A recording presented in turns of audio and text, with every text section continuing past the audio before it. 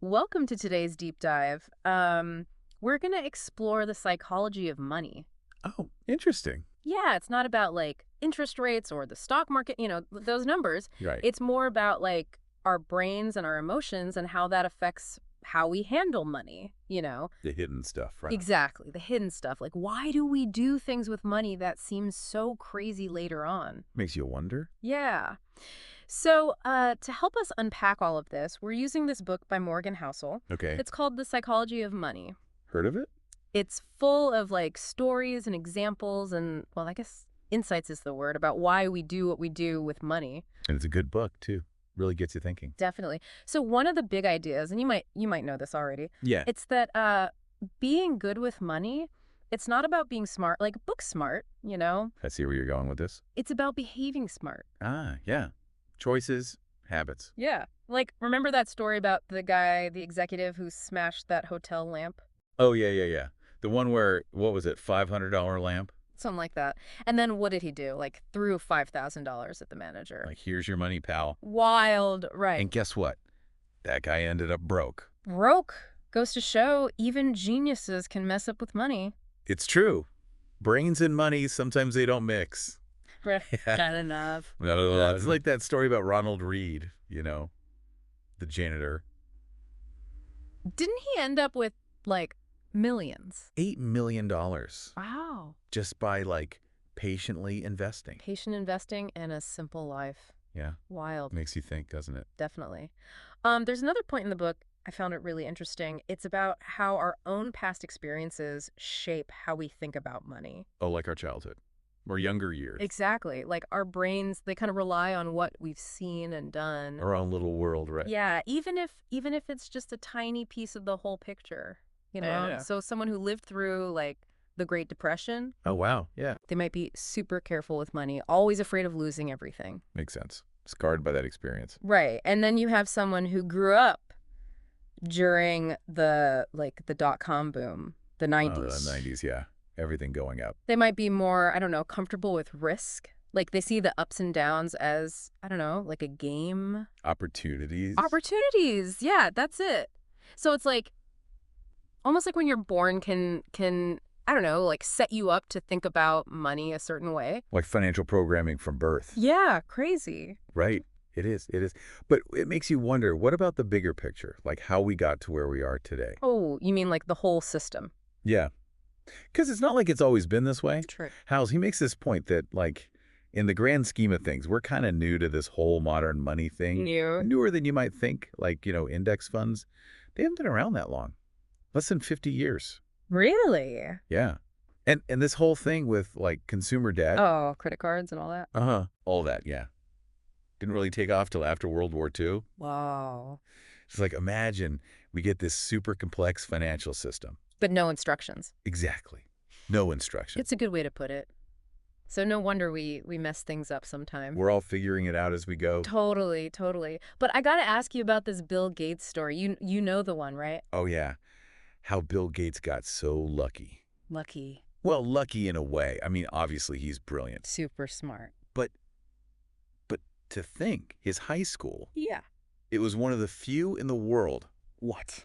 that could afford a computer back then. Back then, right. Early days of computers. What are the chances? It's amazing. It really is. It really makes you think about like all the other smart people out there who just, I don't know, who didn't have that chance. Right place, right time. It matters. It does. But speaking of opportunities, I keep thinking about that story, Kurt Vonnegut and Joseph Heller. Oh, yeah, Catch-22, right? Yeah. Yeah, and there's that part where Heller says, like, he has something that billionaire hedge fund manager will never have. Enough. Right. It's such a powerful concept, isn't it? Like, what really matters when it comes to money? Contentment, yeah. But then Housel goes on to tell about this guy, Rajat Gupta, who, risked everything, even though he already had a ton of money. For more. Always wanting more. Crazy, right? So it's like a warning, Yeah. Like, be careful what you wish for. It's a tricky balance. Totally. And it makes me think about this other thing Housel says. True wealth is often hidden. What do you mean? Like, it's not always about what you see. The fancy cars and the big houses. Oh, I get it. It's about what's behind the scenes. Yeah, it's more like, I don't know, about having savings, investments, that kind of stuff. Security. Yeah, security. And the freedom to, to make choices that align with what you care about. Your values. Exactly. So for you, like, what's the biggest takeaway from all of this for our listeners? I think it's that building wealth. It's not just about, the numbers, the stock picks. Got to be more than that. It is. Yeah. It's about understanding your own mind. Yeah. Building good habits. Yeah. Making choices that make sense for you, for the long haul. It's a journey. It is, definitely, a financial journey. That's a great way to put it. So everyone listening, think about this. How can you use these insights to, to make better decisions with your money? And live a richer life, too. Exactly. Okay, so stay tuned because in the next part, we're going to dive even deeper into all of this. You're going to get interesting. Definitely. Okay, so we've talked about how our minds, like, play tricks on us with money. Yeah, psychology. Exactly. But how do we, like, actually use that information, to make better decisions? Well, Housel has some great advice. It's about risk. Okay. It's okay to like risk, But be paranoid about ruinous risk. okay, I'm not sure I follow. So think about it like this. Not all risks are bad. Some risks, they're necessary for growth, for making progress. Like calculated risk. Yeah, exactly. Like imagine you're planting seeds. Okay. Some of them won't sprout, but the ones that do, they can really grow. So it's like accepting that some things will fail? Yeah, it's part of the process. Makes sense. But here's the thing. You got to be really careful about those risks that can wipe you out. Like completely. Catastrophic. Yeah, the kind of losses that can set you back years, even decades. Okay, I'm starting to see the difference. So it's not about avoiding risk completely. No. It's more about, like, knowing what you're getting into. Yes. Understanding the consequences. Yeah. He tells this great story about two investors from way back the 1920s. Yeah. Jesse Livermore and Abraham Dramansky. Didn't they both lose everything in the crash? Yeah, they did. But their paths to ruin, they were very different. Okay, tell me more. So Livermore, he was like a master speculator. Big bets, using margin, He even predicted the 1929 crash. But Dramansky, he was more of a real estate guy. Got caught up in the stock market hype, and, well, he borrowed too much. Over-leveraged. Yes, exactly. So even though they both ended up losing it all, it was for different reasons. Yeah. One was comfortable with risk, the other not so much. I see. So it's about knowing yourself, knowing how much risk you can handle. And having a plan to manage that risk. So what does that look like practically? Housel talks about barbelled investing. Barbell. Yeah, like a barbell at the gym. Okay, I'm picturing it. On one side, you have those calculated risks, the stocks, the potential for growth. Okay. But on the other side, you have extreme safety, cash, low-risk investments. It's like playing it safe, but also taking some chances. Exactly. Growth and protection. That makes sense. It's about surviving those big, unexpected events. Yeah, those black swan events. I remember that from the book. Yeah, those are the ones you got to watch out for. So it sounds like this whole idea of building wealth, it's more about staying in the game for the long run. Yeah. It's a marathon, not a sprint. I like that analogy. Pacing yourself, not burning out. Exactly. And that means having room for error. Room for error. Yeah, like having some cash reserves, not too much debt, being flexible with your plans. So if something goes wrong, you're not, like, totally wiped out. Exactly. You can adapt. Makes sense. It's like life is unpredictable. It is. And so are our finances. This is making me think about that other idea, about defining the game you're playing. Oh, yeah, it's a good one. It's like not letting other people's choices dictate your own. Comparison is the thief of joy. Exactly. It's so easy to look at what others are doing, especially with money, and feel like you're falling behind. Yeah, but what if they're playing a totally different game? That's the thing. We don't know their rules. Right, like someone might be taking on a ton of debt just to keep up appearances. Or sacrificing things that are important to them. Yeah, so it's about focusing on your own goals. And your own values. What matters to you. It's like running your own race. That makes me think of respecting the mess. I love that phrase. It's so true, right? Personal finance, it's not always neat and tidy. Not all. It can be messy. Unpredictable. Sometimes, honestly, frustrating. But that's okay. Yeah, it's part of the journey. It is. And it's different for everyone. No magic formula? Nope. What works for one person might not work for another. So it's about finding what works for you, what feels right. And being okay with making mistakes along the way. Mistakes are part of learning. They are. It's how we grow. This is all really insightful. So to sum it up, what's like the next big takeaway for everyone listening? This might sound counterintuitive, but you should like risk because over time it pays off. Wait, didn't we just talk about being paranoid about risk? We did. But remember, risk and reward go hand in hand. Oh, okay. If you want higher returns, you got to accept some risks. So it's not about being reckless. It's about finding that balance. balance. Yeah. Like if you keep all your money in a savings account, it might not grow much. You're missing out on those potential gains. Exactly. So it's about, I don't know, being smart about risk, not letting fear hold you back. Exactly. And finding that sweet spot is different for everyone. It's personal. Very personal. This has been so eye-opening. I'm starting to see things differently already. That's great to hear. Where do we go from here? Let's talk about history. How our financial system got to be the way it is. Okay, take us back in time. Let's go back to the end of World War II.